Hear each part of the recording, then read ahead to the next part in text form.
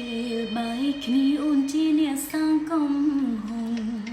អូនធ្វើខុសក្បត់បងលួចតាក់ទងគេ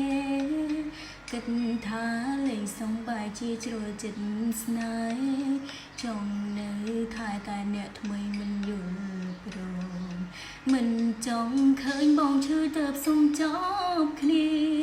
ពេលវេលាហួសតែអូននៅបារម្ភចង់ជួបនឹងតែគិតព្រោះខ្លាចបងយំចិត្តមិនដាច់ស្រេចរវាងបងនិងគេ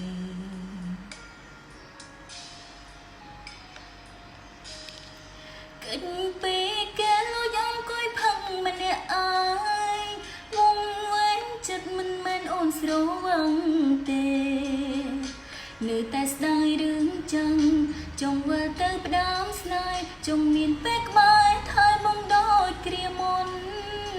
យកលេងស្រវឹងណាមិនខលទៅប